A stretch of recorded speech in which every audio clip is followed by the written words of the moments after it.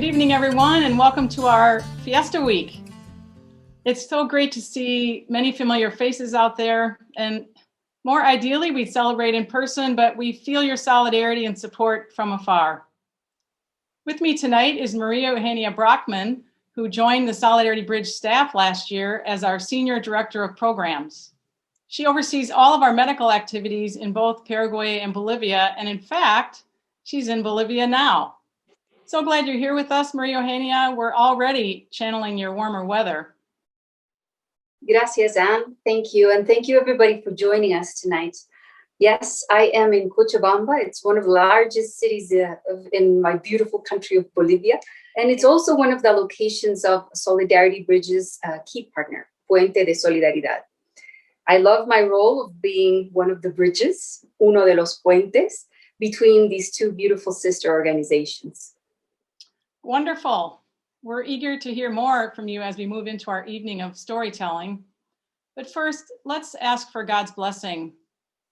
Creator God, source of all stories told and untold, may your vision for the world continue to inspire all of us who form the community of Solidarity Bridge. Fill our hearts with your wisdom and generosity tonight and throughout our entire Fiesta week. Amen. So, Fiesta Week. Tonight is our kickoff event, and our aim, of course, is to celebrate the beautiful mission of Solidarity Bridge while also raising funds for future work. The COVID pandemic has really magnified the healthcare needs in both Paraguay and Bolivia, but particularly Bolivia. Maria Eugenia, can you describe the COVID reality there? Like in the US, we've had different waves.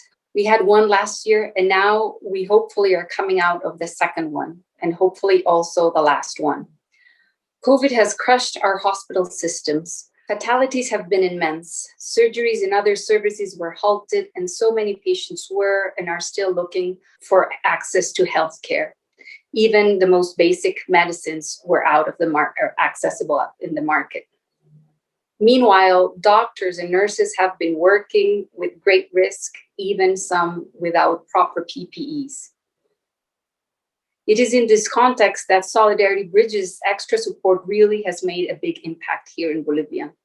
The 6 emergency shipments of supplies and increased funds we made last year were critical. And through the compassion and creative work of Puente de Solidaridad here in Bolivia, we broaden our support to include basic things like prescription medicine and testing for COVID-19. Recently, surgeries have resumed somewhat. And with that note, I'd like to introduce the first storyteller, Dr. Jaime Vallejos. He's one of our partner surgeons here in Cochabamba. Dr. Vallejos is one of the innovators of our mobile surgery campaigns, and which bring training and surgical care to smaller, often rural patients in the outskirts of Cochabamba and Santa Cruz. Let's watch together. Dr. Vallejos, maybe we can begin our conversation by telling us a little bit about yourself, so we can get to know you a little better. My name is Jaime Vallejos Flores. I was born in Cochabamba. I studied at the Universidad Mayor de San Simón. I also studied my specialty here in Cochabamba at the Viedma Hospital. That is where I work now. Viedma Hospital is considered a third-tier hospital because it is a referral hospital for the entire department, even nationally. It has all the specialties. But I think the infrastructure is too small for the current population in Cochabamba. All the specialties and the physical spaces are oversaturated. The emergency department has almost doubled its number of beds, but it's still not enough. In late 2009, around that time, there was a mission trip taking place at the Viedma Hospital. That's where I met the U.S. doctors. They were at the Viedma Hospital, and I participated for a week in the whole mission trip. That's how I became a part at the time of Solidarity Bridge, and Puente de Solidaridad, too. Beautiful. I am wondering, how has this relationship influenced your professional life, your life more broadly? When we are not working together, how has this relationship influenced your professional life? First, in the professional aspect, I think it has been for me, in my life, an important pillar to continue to advance my skills. We really were, at least in the Viedma hospital, we were behind in laparoscopic surgery. The first laparoscopic equipment was purchased in 2009. The arrival of the U.S. doctors was like, how can I put this? Something that expanded my knowledge around laparoscopic surgery. Working with Gay Garrett really reinforced my knowledge of what laparoscopic surgery was. To the point that, as part of my process to join the Bolivian Surgical Society, I presented on my work in laparoscopic surgery. And it went well. So professionally, from there on, it has taught us a lot, being able to share surgeries with them. For me personally, Dr. Garrett especially has helped me a lot. Later, in the area of open surgery, Dr. Villamoria has also been a pillar for me, reinforcing everything around conventional surgery. I would like to ask a personal question. What moves and motivates you to keep going as a doctor in Bolivia? And what brings you hope? My life has been one of, as they say, of a destiny. When I was around 12 years old, I was in an almost fatal traffic accident. I fractured my left fibula, and I was in the pediatric hospital an entire year. That gave me a unique impression of the health field, of medicine. I got so used to it that I liked seeing the young doctors, the interns who came in to do rounds, all of that. I think that's what led me to go on to choose a career in medicine. One always has their stumbles, and with all of the obstacles, with all of the difficulties I've faced, I've been able to make it, to become a doctor and to go on to specialize in surgery. That has been my passion, surgery. I want to continue giving of myself to be able to reach more people. And if it is in my hands to be able to continue helping as much as I can in what I do, that's my plan.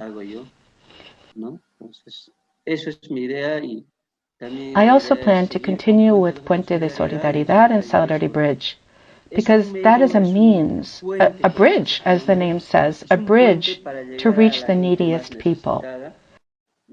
I think in that regard, the three of us general surgeons who are involved have never focused on the economic aspect. What we are most interested in is that social contribution that is so beautiful. And then in the long run, God gives to us. At least for me, that is what has happened. I have received a lot of help, both from Puente de Solidaridad and Solidarity Bridge. Everyone I've met has really made an impression on me. Because the goal has to be to keep helping the people most in need.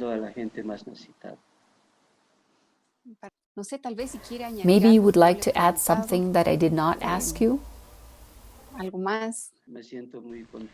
I feel very happy to have met all the members of Solidarity Bridge in the United States. I even had the opportunity to travel there, which I thought I might never be able to do. I think I'm a person who doesn't really like to go far from his home. But I have had that opportunity thanks to Puente de Solidaridad, thanks to Solidarity Bridge, to visit other countries like the United States and to see the quality of surgeries they perform. I send a big hello to all the members of Solidarity Bridge, to all the doctors, all the members of the administrative team. If it weren't for you, I don't think we would have all the support that we have now in Cochabamba. Because I think all the doctors here, they now know about Puente de Solidaridad. I really believe that many people, the provincial hospitals, small clinics, everyone goes to ask for some type of help from Puente de Solidaridad. God willing, the work continues, that this all continues, that it continues to grow. It's incredible to see all the progress through Dr. Jaime's eyes over the last 10 years. He didn't speak of this, but he actually suffered a serious case of COVID-19 last summer. And he was in ICU for over 2 months. At that time, 1 physician per day was dying from COVID in Bolivia. And of course, this will impact their medical community for years to come. It's great to see Dr. Vallejos well and recuperated. His continued commitment is so inspirational. Many from the US medical community are equally engaged and inspirational, including Dr. Richard Moser, who has been working with us for nearly 20 years. Let's listen to his story now. Good afternoon, Dr. Moser. Thank you for your availability, for your openness to talk to us in this Solidarity Bridge Fiesta Week. And maybe begin the conversation by asking you to please tell us a little bit about yourself. Who were you when you joined Solidarity Bridge, and what role you serve now? Somewhere around 2003,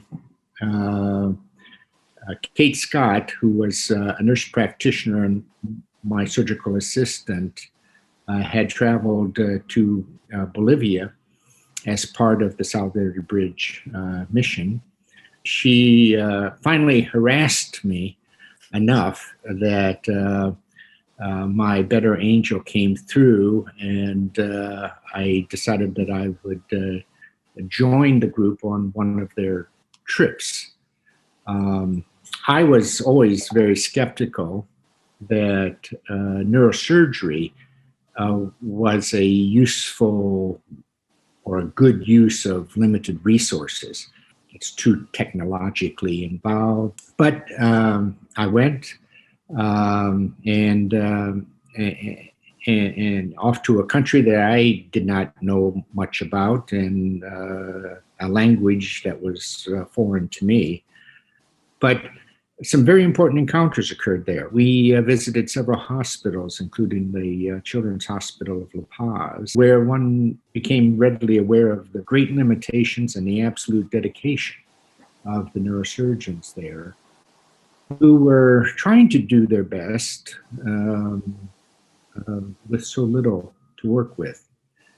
I guess when I was thinking about this whole discussion, I would probably call that my epiphany, sort of an illuminating moment, when I finally realized that their problems were actually also going to be my problems. The problems that the neurosurgeons at the La Paz Children's Hospital had didn't disappear just because I thought there was a better way to utilize limited resources. They still had to deal with all of those problems.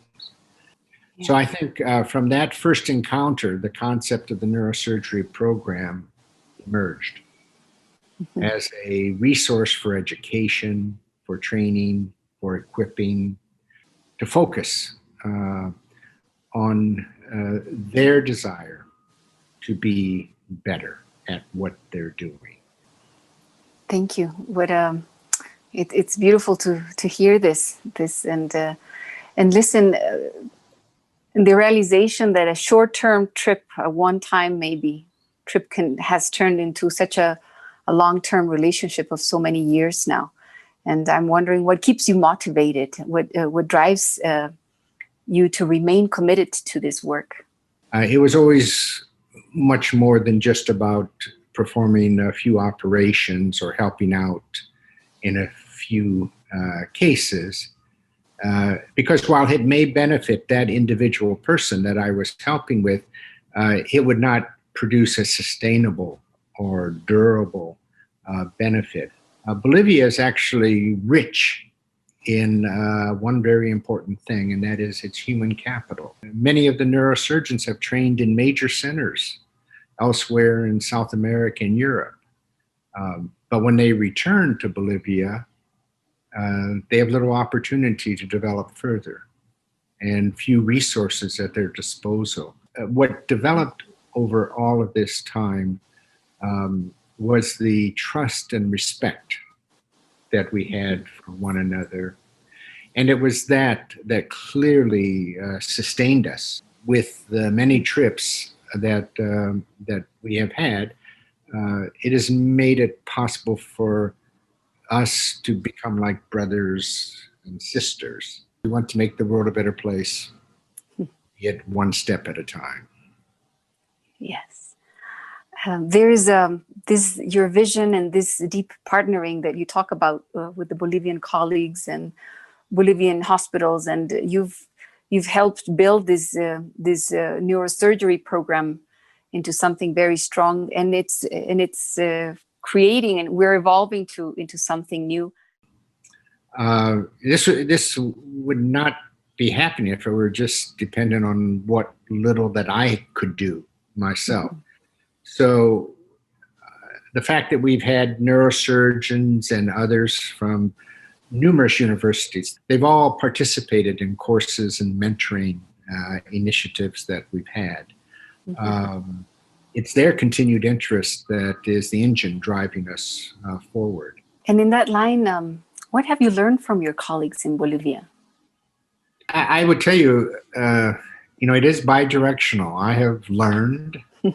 I tried to figure out what it was that I've learned. I professionally, I've learned how to do better without, to think first, and then to do what should be done and not necessarily everything that can be done. I think that wisdom is applied daily in Bolivia as neurosurgeons there try to do what is doable and continuing to not want to do harm.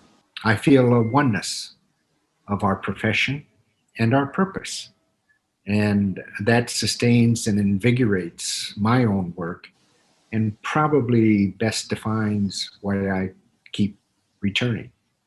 I don't think there's a neurosurgeon in Bolivia who doesn't know you and who thinks of you in very fraternal, in very fraternal terms, and it is beautiful, I think. And I think that's the importance of the presence that you've said. The importance of being there and being a reference of collegiality, also of common goals. Probably simply is we all share in this one world. It helps to place our work in Bolivia in a global context and to be able to utilize that to succeed, to provide training, educational opportunities, to mobilize resources. And we are the ones who are trying to close the gap between this great global vision of universal health care and the reality that we work with on the ground. But I think that because of our work locally, we are the ones that are bringing about this commitment to achieve universal health coverage as a human right.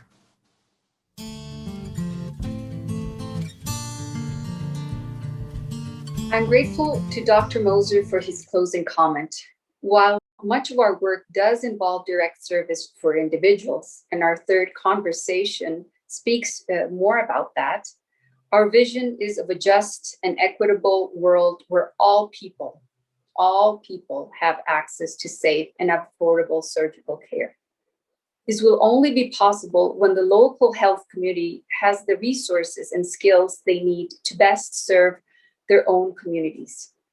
The relationships of solidarity that we form between the US and South American doctors are crucial to achieving this vision. Yes, it's so inspiring to hear these in-depth stories of medical partnering. It's also inspiring to note that many US volunteers like Dr. Moser participate in mission trips year after year after year. And it's now time to recognize those who have reached their 5-trip milestone. Please join me with your reaction buttons and give these folks a clap or a thumbs up as I read their names. Dr. Alvaro Encinas, family practice physician. Nurse Jackie Martellaro. And anesthesiologist Dr. Michael Percanti. I have been so blessed to travel with each of you, and I can personally attest to the care you've shown our patients and the solidarity that you've helped us build with our partners. We're so grateful. Thank you so much. And now, drum roll, at the 10-trip milestone, let's collectively recognize pediatric neurosurgeon Dr. Art Tapatri, general surgeon Dr. Maged Kusam, and cardiologist Dr. Mark Adelin. Wow, 10 trips is an incredible milestone. We're so grateful for the sacrifices all of you have made to join us on so many mission trips. Each of you are beacons of hope, and we're really grateful for your steadfast partnership. Muchísimas gracias, Art, Maged, and Mark. And now, Maria Eugenia, it's time for our final storyteller. Gracias, Anne. Our final conversation is with Carmen Salses Medina, who has worked as the social worker for our Santa Cruz office of Puente de Solidaridad since 2013. For families with few resources, navigating the health system in Bolivia can be very, very challenging. That's why Carmen's role is very important. In every case, she acts as a liaison between the patient, the hospital, and Solidarity Bridge's office there, helping each to fulfill their role and make healing possible. She ensures that each patient is treated with dignity, with compassion throughout their medical journey. We are immensely grateful to Carmen and to her counterpart in Cochabamba, Marisol Mamani, who undertake this important work. Let's watch the video together. Buenos días, Carmencita. Gracias. Thank you for your time, for being here. I would like to begin by getting to know you and how you got connected with Puente de Solidaridad. Mi nombre es Carmen Salses Medina. My name is Carmen Salses Medina. I am a social worker. I studied this profession at Universidad Autónoma Gabriel René Moreno. I believe we have a purpose in our lives. Our lives are already written for each of us. And I think God guided my footsteps toward Puente de Solidaridad. It fills me with satisfaction to be here, to be able to fulfill myself as a professional and at the same time as a human being. Because the work we do in Puente de Solidaridad benefits many people who need our support, who need help, and sometimes just guidance. I am happy to be working here. That is very beautiful. This role allows you as well to learn many lessons, aprendizajes. Maybe you can share some of these. What have you learned from our patients? Our patients arrive from different places, from Santa Cruz, from distant neighborhoods, from marginalized settlements, from provinces. They even come from other departments or states. They have many health needs. They suffer instability from not having stable jobs. I have learned many things from our patients. For example, our heart surgery program is the one that moves me the most, the one that touches my sensibilities, the deepest parts of me. I have learned from the mothers to persevere. I learn about how they are supported by their families, their communities, and their neighborhoods. I also see the strength with which they face the situations they are living. I wanted to know, in all this time that you have been working at Puente de Solidaridad, maybe there is a patient or patients or some characteristics of patients that have moved you or influenced you or impacted your work in a particular way. I wonder if you can share some of these stories. All our patients have marked my work in some way at Puente de Solidaridad, both at the professional and personal levels. I especially remember two patients. One was admitted for general surgery, Aurelia. She had a colostomy bag. In Bolivia, there are many people who suffer from Chagas disease. It affects their heart and their intestines. She had a part of her intestines affected by Chagas. In Bolivia, it is very hard to have to use a colostomy bag. It's hard to get supplies, the bags, and the surgery is very expensive, and it's a complex surgery. I remember that after the patient had gone in the operating room, there was some kind of problem. Dr. Maged, I remember well, he said, "We are going to try the surgery again tomorrow." He spoke with the family, with the patient, and they all agreed. I remember vividly what he said. He meditated on what to do. He asked himself, what would I do to solve the problem if it were a family member? You can see there the warmth of the person, his humanity, his professionalism. We were able to do the surgery the next day. He was able to perform the colostomy reversal. The following year, when Dr. Maged came back to Bolivia, we visited the patient's home. We went with Dr. Maged and all the mission doctors to see her happiness, to see her healed, fulfilled. Those are things that move you as a professional, and you say to yourself, you are in the right place, doing the right thing. You have the satisfaction as a person and as a professional. You see the human warmth of the doctor. Those are the things that make you have faith and hope that something good may come out of this. I remember Juanita. When she was about 2 years old in 2008, Puente de Solidaridad supported her for her first heart surgery. Later, she developed more problems, and in 2018, she needed a new surgery. She came in search of support from our program. During the home visit, when the mother stepped out for a moment, I took the opportunity to talk to her. I asked her questions like, how are you doing? What grade are you in? I also asked her, what would you like to do in the future? She told me she wanted to study, to be a professional, in order to give her mother the house that they didn't have. All these things get you very emotional. They touch the deepest parts of you, because you see this and say, it could be my child here, with all the hopes and desires to be healthy, so she can later provide for her parents as they are doing for her. Those things move you a lot. I feel very privileged to be in the Fundación because I can be a better person every day through my job at Puente de Solidaridad. It is indescribable, the feelings, the emotions. It is very beautiful to be here. It is a chain of solidarity.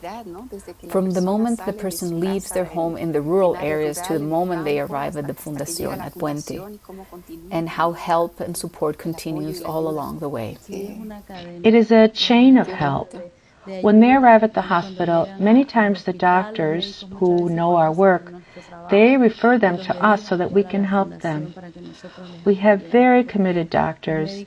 They are our allies who also see the need. And if we can help their patients, they refer them to us. It is a chain of solidarity. How beautiful and inspiring as well. Thank you very much. I don't know if there's anything you want to add that I did not ask you. Maybe you want to add something? My hope is that there are always people who care, who are interested and concerned for other people, that what they do is part of a greater good for the people who need them.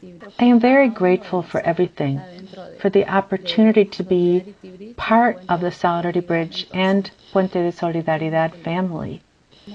In these times that we are living with the pandemic, of quarantine, to know that you are there, working, doing all that is necessary for us to keep helping the people who need it, that gives me hope. And it also gives me hope to know that we can rely on you. How moving to hear these stories. So very moving. We can learn so much from our patients. The resilience is an example for all of us of how to persevere, how to turn to our community for help, how to find health and hope through the experience of being together in solidarity. Yes, I echo my gratitude for all of our storytellers tonight. We are really moved by the stories you've told and your expressions of support all throughout the year.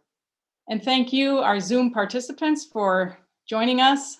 As I said at the start of the evening, we've all faced such enormous challenges in the midst of this global health crisis, and yet the mission of Solidarity Bridge has continued and we've actually expanded.